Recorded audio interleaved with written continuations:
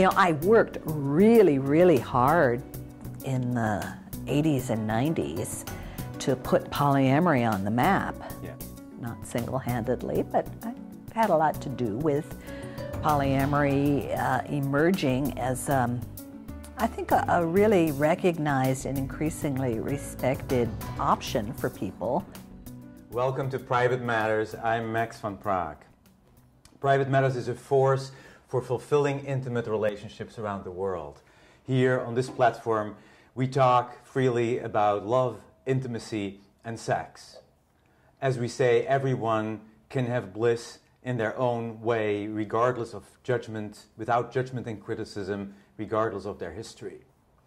So today's show is mainly about polyamory and some other topics, but mainly about polyamory. Polyamory being love with multiple partners, a very important topics in this day and age. And some people identify with monogamous, some people identify with polyamorous. I personally like to not use a label and say whatever is the most loving solution in any particular relationship.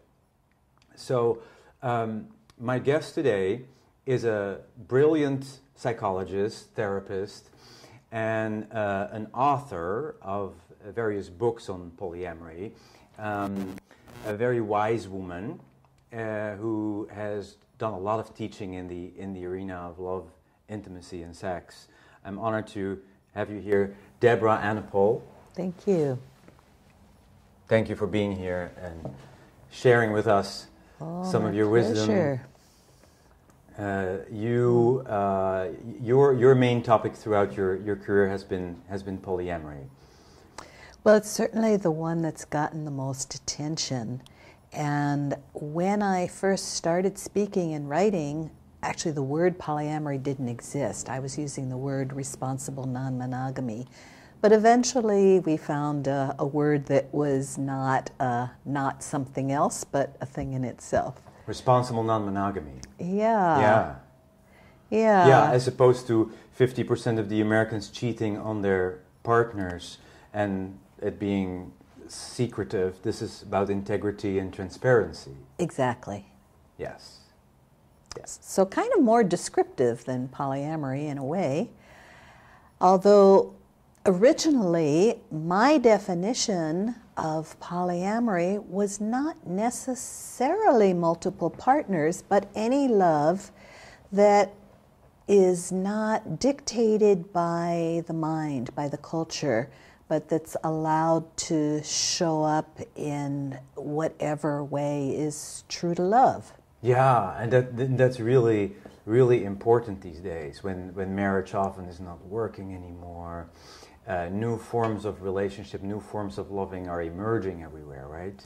Yes, I think we're seeing a huge shift in the culture that's recognizing that either we need to let go of long-term marriage or we need to let go of monogamy. They don't really coexist very well for most people.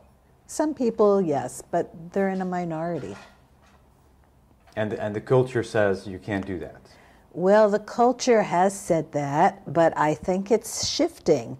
And we're now seeing terms like new monogamy or monogamish or different terms that people are coming up with that allow for the possibility of sex within a committed relationship.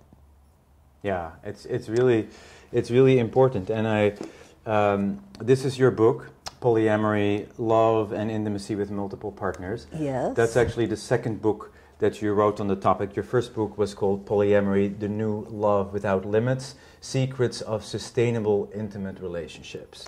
Yes. And that book is out of print. Yes. This is the more recent book. Yes. And it has a great chapter on why people choose polyamory. Yeah. And you have it wonderfully listed. Like people, there's all kind of reasons why people would come to being with multiple partners. Tremendous diversity in the people practicing polyamory, yeah. Can you speak a little bit to that? Well, it's everything from the ridiculous to the sublime. There are people who actually didn't set out to be polyamorous. They just found themselves in love with two people, and rather than choose, found a way to be with two people at once. There are other people who are sex addicts and they can't get enough. And I think polyamory, in a way, is helping people to heal this kind of addiction, because it's made it a little more legitimate, so it can be a little less hidden. And even though it is polyamory, not polyfuckery, so we're talking about love, ideally, not just sex. Yes. Honestly, some people are not really focused so much on the love as they are on the sex. Other people, it really is about the love, and there might not be a whole lot of sex going on with the multiple partners, but there's the possibility that that could happen. Yes. There are people who are really looking at relationship as a spiritual path, and so in polyamory, that path can move a lot faster. It can bring up a lot more stuff. It can require us to have a higher standard of authenticity, transparency, Yes. work on oneself. Work through jealousy, work through fear and fear of abandonment, and Yes, and to be more unconditional in our love, to not just say, well, I'll love you if you do everything how I want it, when I want it, Right. but really reaching for fewer conditions. Acceptance, yes. Yeah.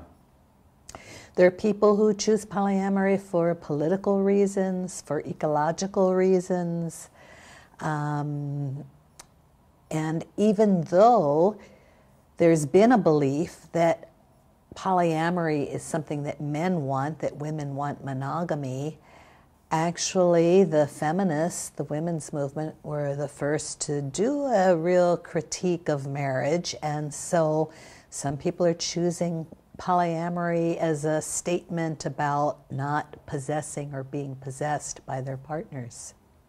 Mm-hmm. It's certainly not a new thing. I think there is a book called Three in Love about celebrities throughout history who were in threesome relationships. And as I've looked around myself in life, people who have successful polyamorous relationship, they master excellent communication skills. They're very solid in who they are, and they have very, very good communication. Yes, it's really the graduate level for relationships. You've got to not only have good communication skills, but self-awareness. Yeah. Years ago, I met a woman, a beautiful young woman who was married to a Brazilian man, and she told me her story, which will never forget. I wish I could find her and bring her out on the show here. It's years ago. She's a beautiful woman. She said, I married this Brazilian man. We had a very hot sex life up to the point that we got married. The day we got married, my husband is a Catholic Brazilian. He didn't want to have sex anymore. He shut down. For 1 year, we didn't have sex. And then I'm a very sensuous woman. I said, I can't do this anymore. And this is so unique about this story. She went to her husband, and instead of leaving him, what many women would have done, she said to her husband, I love you, and I will never leave you, but I'm going to see other men. And the husband was very shaken up, and that was not the way things were handled in his culture, but he had very little choice in the matter, and he ended up also opening himself up to other partners.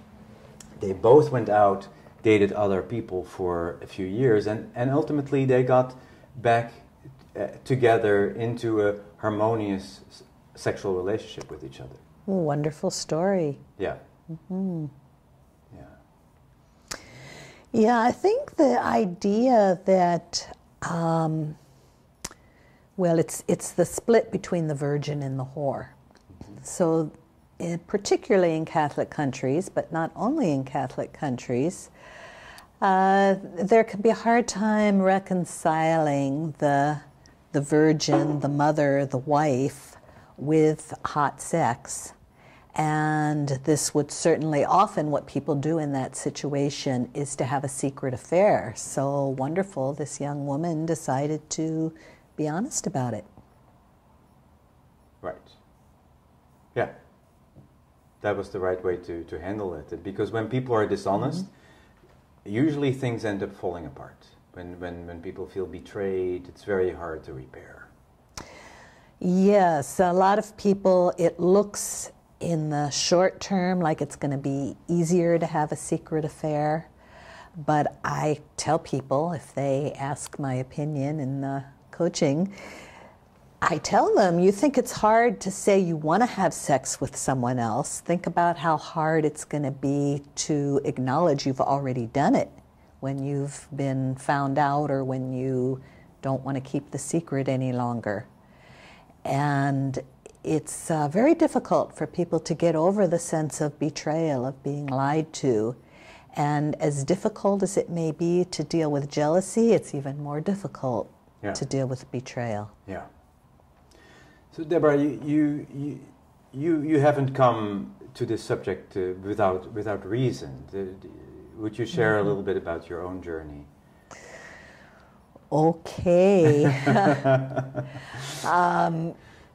It's going to sound a little bit funny, but I actually started out as a teenager, really, seeing horrible images of the Vietnam War on television and saying to myself, I can't live with this. I have to find a way to stop war.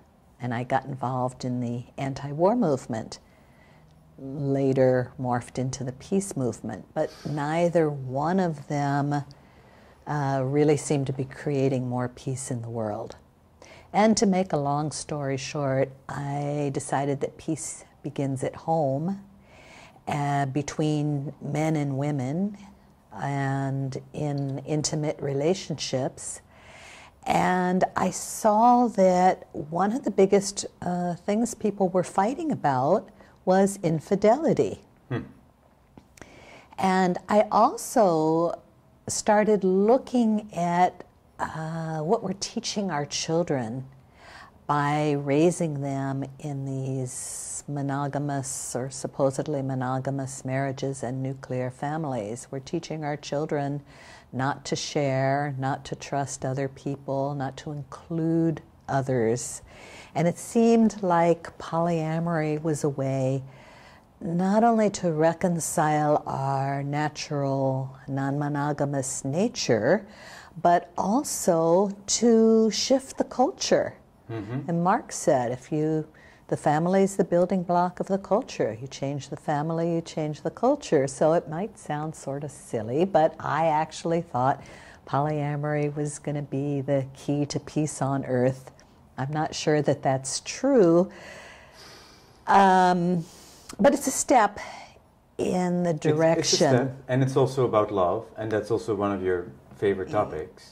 Yes, yes. When I started writing the polyamory books back in the early 90s, I was pretty young. Honestly, I didn't really have the guts to say, I'm going to redefine love here.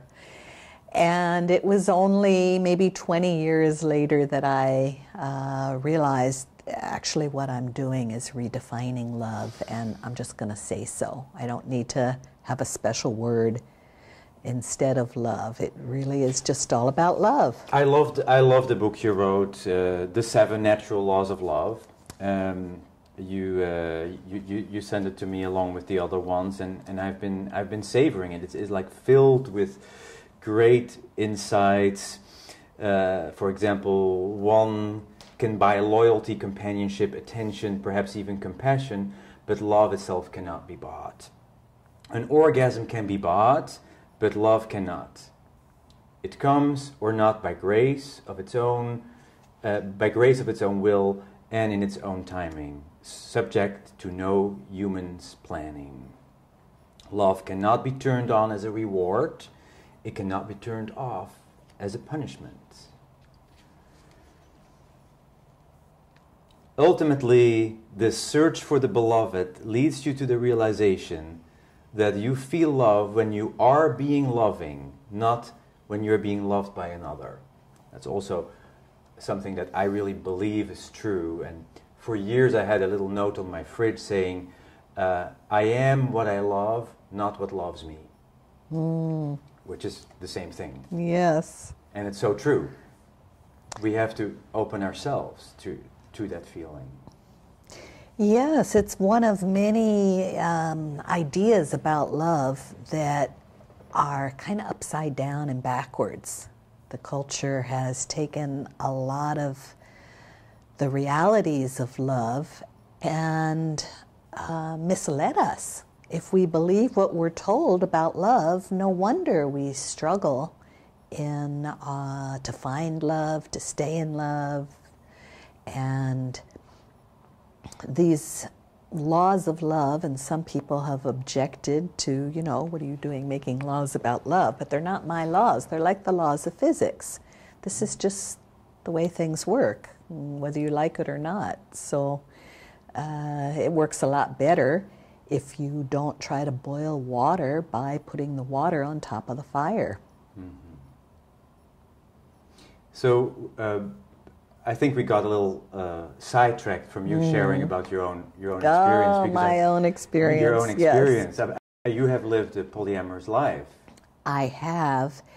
And one of the things that really motivated me when I first started writing and speaking and teaching about polyamory was I realized when I was maybe 30 years old that I had been living a polyamorous life since I'd been a teenager, essentially forever. I had the capacity to love more than one person. I had simultaneous relationships going on. But were you honest about it at the time? And I was honest about it. But I didn't have any language for it. And because I didn't have any language for it, I wasn't conscious of what I was doing. I still thought, my mind thought, okay, there's monogamous marriage, there's dating, and that's it. That was the extent of my map. And this was in the 60s and 70s, so there was a free love thing going on, but somehow I was so in the groove of what I had been taught, and I didn't particularly believe in marriage. I could see that it was flawed, but I did it anyway. And it took quite a long time for me to become aware that I was a non-monogamous person. So I thought, okay, I didn't have any big investment in monogamy or religious recommendations, and it took me all this time to sort it out. Other people must be in the same boat. And in fact, when the first book came out, people would come up to me all the time and say, you've written just what I always thought, but never heard anyone say. Yeah. Because at that time, it was kind of unspeakable. Yeah. Yeah, you're a bit of an activist in that way. Yeah. So the way I made the discovery that I was non-monogamous was I was actually involved with a global education group called Planetary Initiative for the World We Choose.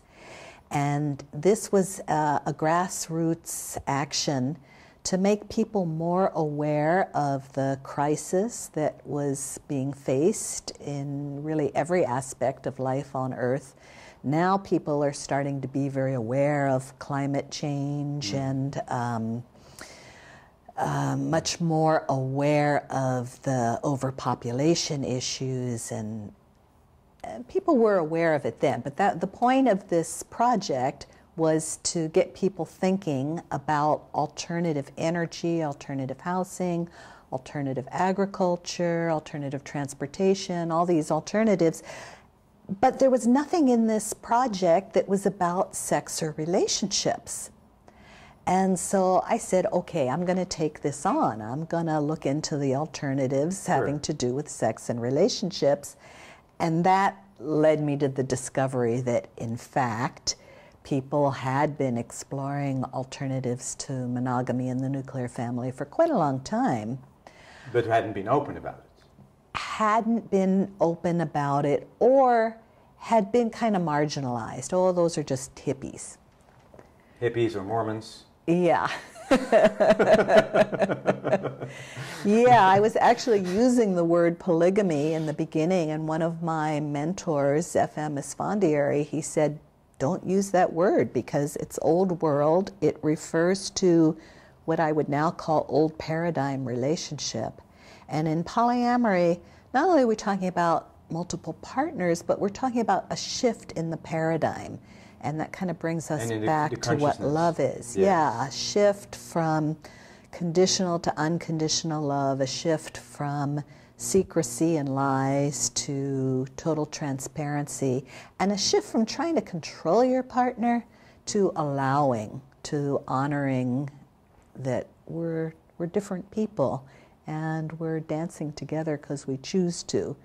Because now that women have really been granted the opportunity to work full-time alongside men, they're not financially dependent on men, as was the case for a couple hundred years. Sure, they don't need men in the same way. That's so if we're going to stay together, it has to be, there's a payoff. And not just a financial payoff, but there has to be some other motivation. And so this is a new paradigm. It's a new paradigm. And it's about enrichment and personal growth, and sometimes stability, community, raising children with more people around than just a couple, like an unconventional family. I know many. I used to have a friend back in Holland who was gay. He wanted children. He lived with 2 lesbian women, and he had children with one of the women. He didn't have an ongoing relationship with this person. But these 2 women were together, and he had sexual contacts outside the home, and they had a harmonious family. And they were on the same page about everything. They communicated, and they raised those children, the 3 of them together. There's all kind of possibilities that become obvious when you open that up. Yes, yes. And recently, in Canada, they've just changed the law to say that a child can have as many as 4 parents. Which is as many as 4 parents that are legally parents of a child, which is kind of what you're talking about. I don't know what the laws were in Holland, but this is a huge breakthrough. Yeah, that's great. That's great. There's another topic that I wanted to touch upon that came up when you and I spoke a few days ago, and I want my viewers to hear this because I think it is remarkable. Do you know what I'm going to say? I don't. You don't know what I'm going to say. So you said to me that in our culture, it seems very often that women, when they get involved in an intimate relationship, seems to believe that they can control the man. Yes, that it's my right because I love you. Now I can tell you what to do and what not to do. And of course, it's not just women that think this way, but men, I think, are aware that, because of the women's movement, they're aware that that's politically incorrect. But women think it's perfectly okay. To control the man.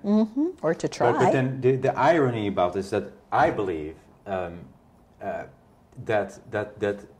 most women ultimately are not happy with that situation. It's some kind of a thing that has kind of slipped into the culture, and the men somehow have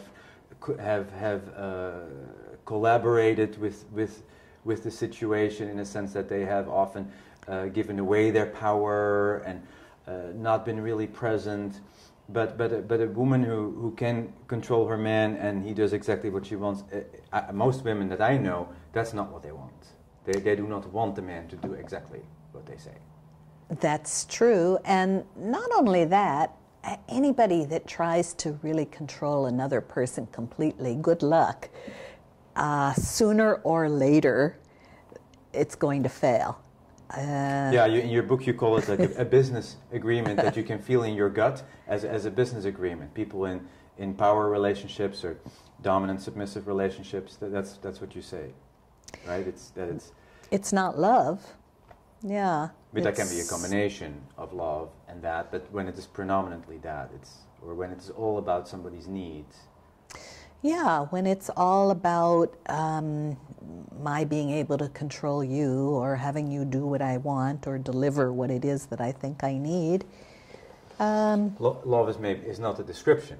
Yeah. Yeah. It's something else. It's something else. Yeah.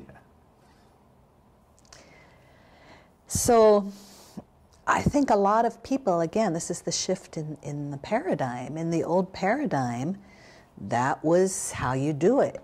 In the new paradigm, people are recognizing this is not what I want. This is not what I want my relationship to be about. Right. And we hear the word partnership a lot, but I think most of us don't really have a model for that. We don't really have a clear idea of what that would be. We're in unknown territory trying to find it out. As we're coming to the end of our time here, is there something else that you would like to tell the viewers of Private Matters about your current work, or something that you feel is really essential right now for our culture to hear? Yeah, thank you. I've decided in the last few years to really focus my teaching and writing on something called pelvic heart integration. And part of the reason for that is that I realized after I had done some of this work that my relationships, particularly my polyamorous relationships, would have been a lot smoother if I had done this work first, because it's a way of harmonizing the inner relationships. And in a couple relationship... So let me just understand, pelvic heart, this is pelvic. Yep, this is the pelvis. And the heart, the split in relationship between the heart and the sex. Either I love somebody or I have sex with them. Well, that's one of the splits. But in duality, we've got a lot of polarities. We've got masculine and feminine. We've got yin and yang. We've got dominant and submissive. We have a lot of opposites, and often there's conflicts inside between all those opposing polarities. And instead of recognizing that the conflict is inside, we project part of it onto a partner and try to work it out with a partner. And you can do that, but it's a lot more effective and a lot less painful to work it out inside. And the core belief here is that as within, so without. The old alchemical... And this pelvic heart work is about beliefs. It's about really letting go of the beliefs, of the conditioning, of the unconscious ways in which we're creating conflict inside and therefore with other people. So it allows us to come to our intimate relationships and our sexuality as a whole harmonious being. And all of the energy can go in the direction of self-realization instead of fighting with a partner. Yes. I see. Yeah, so this is part of your work. Yeah. The last few years. Yeah, really what I'm focusing on now. And it's powerful work. Thanks for mentioning that. And thanks for sharing your wisdom. I think the world needs you. And, thank you. And your path, sharing your path with everybody, very, very meaningful. Deborah Anapol, psychologist and teacher of love, sex, and intimacy. Thank you for being here. Thank you. And here ends our episode, Private Matters, a place where We talk about love, intimacy, and sex. Everyone can achieve bliss in their own way. A force for fulfilling intimate relationships. Thank you for watching. Spread the word. Spread it around. We'll see you next time.